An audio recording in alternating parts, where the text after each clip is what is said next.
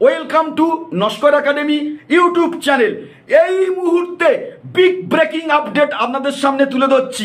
আপনারা প্রত্যেকেই জানেন যে রাজ্য সরকারের চাকরি, কেন্দ্রীয় সরকারের চাকরি, মাধ্যমিক, উচ্চ মাধ্যমিক, কলেজ, বিশ্ববিদ্যালয়ে পড়ার ক্ষেত্রে এছাড়াও বিভিন্ন লোভনীয় স্কলারশিপ পাওয়ার ক্ষেত্রে তিন ধরনের কোটা সিস্টেম বর্তমানে চালু আছে: এসসি কোটা, এসটি কোটা, ওবিসি কোটা।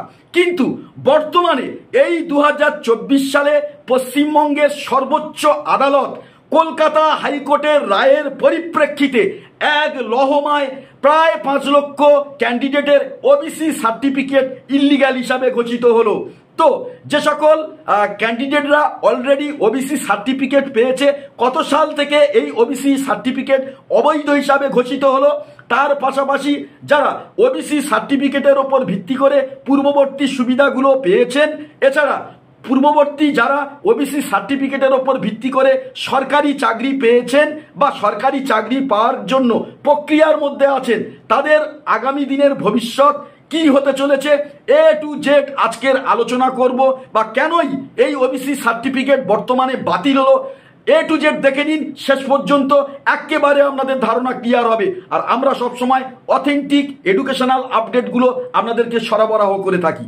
কলকাতা হাইকোর্ট অর্ডার 2024, এই অর্ডারে কি বলা হচ্ছে? ওবিসি শংসাপত্র বাতিল করলো কলকাতা হাইকোর্ট, ব্যবহার নিষেধ চাকরি প্রক্রিয়ায় ও অন্যান্য ক্ষেত্রে।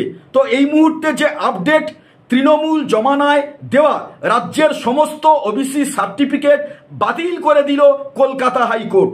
অন্যান্য অনগ্রসর শ্রেণীভুক্তদের সংরক্ষণের সুবিধা দেওয়ার জন্য রাজ্য সরকারের তরফে যে শংসাপত্র দেওয়া হয় তাই হলো ওবিসি সার্টিফিকেট।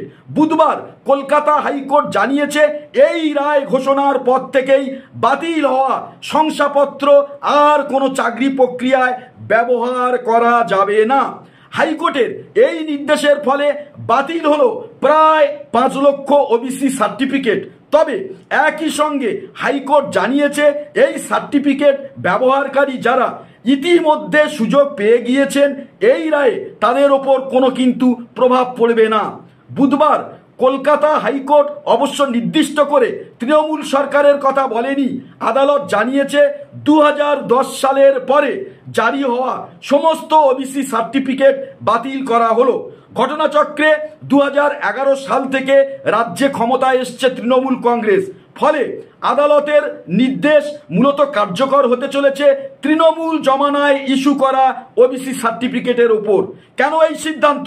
কলকাতা হাইকোর্ট বলছে 2010 সালের পরে যে সমস্ত ওবিসি সার্টিফিকেট তৈরি করা হয়েছে তা যথাযথভাবে আইন মেনে বানানো হয়নি, তাই ওই শংসাপত্র বাতিল করতে হবে। তবে একই সঙ্গে হাইকোর্ট এটাও জানিয়েছে, যারা এই সার্টিফিকেট ব্যবহার করে ইতিমধ্যে চাকরি পেয়ে গেছেন বা চাকরি পাওয়ার প্রক্রিয়ায় রয়েছেন তাদের ক্ষেত্রে এই নির্দেশ কোনো প্রভাব ফেলবে না। বাকিরা আর চাকরি প্রক্রিয়ায় ওই শংসাপত্র ব্যবহার করতে পারবে না। কলকাতা হাইকোর্টের বিচারপতি তপব্রত চক্রবর্তী এবং বিচারপতি রাজশেখর মান্থা বুধবার এই রায় ঘোষণা করেন। তাদের বেঞ্চ বলে, এরপরে কারা ওবিসি হবেন তা রাজ্যের আইনসভা অর্থাৎ বিধানসভাকে ঠিক করতে হবে। West Bengal backward class welfare কমিশনকে ওবিসিদের তালিকা নির্ধারণ করতে হবে। সেই তালিকা রাজ্যের আইনসভা ও বিধানসভাকে পাঠাতে হবে। যাদের নাম বিধানসভা অনুমোদন দেবে পরবর্তীকালে তারা ওবিসি হিসাবে গণ্য হবে। বুধবার যে মামলার ভিত্তিতে এই নির্দেশ দিল হাইকোর্ট, সেই মামলাটি দায়ের হয় 2012 সালে। মামলাকারীদের তরফে আদালতে হাজির ছিলেন আইনজীবী সুদীপ্ত দাশগুপ্ত ও বিক্রম বন্দ্যোপাধ্যায়। তারা জানিয়েছেন 2010 সালে একটি অন্তর্বর্তী রিপোর্টের ভিত্তিতে পশ্চিমবঙ্গে অন্যান্য অনগ্রসর শ্রেণী অর্থাৎ ওবিসি কাস্ট তৈরি করেছিল বামফ্রন্ট সরকার। ওই শ্রেণীর নাম দেওয়া হয় ওবিসি, কিন্তু তার পরের বছরেই বাংলায় মসনদ থেকে সরে যায় বামফ্রন্ট। 2011 সালে ক্ষমতায় আসে তৃণমূল।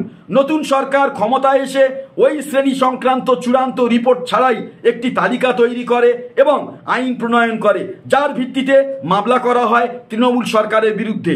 2012 সালে হওয়া ওই মামলায় মামলাকারীরা আদালতে আর্জি করেন অবিলম্বে এই আইন খারিজ করার জন্য।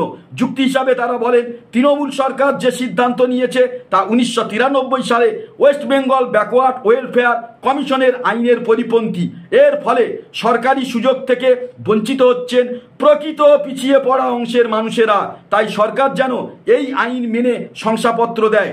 বুধবার প্রায় 12 বছর পরে এই মামলার রায় ঘোষণা করল উচ্চ আদালত, ঘটনাচক্রে সেই সময়টা যখন রাজ্যে ভোট চলছে। চ্যানেলে নতুন হলে পরবর্তী ইনফরমেশনগুলি পেতে, এডুকেশনাল আপডেট পেতে আমাদের চ্যানেলটি সাবস্ক্রাইব করে রাখবেন।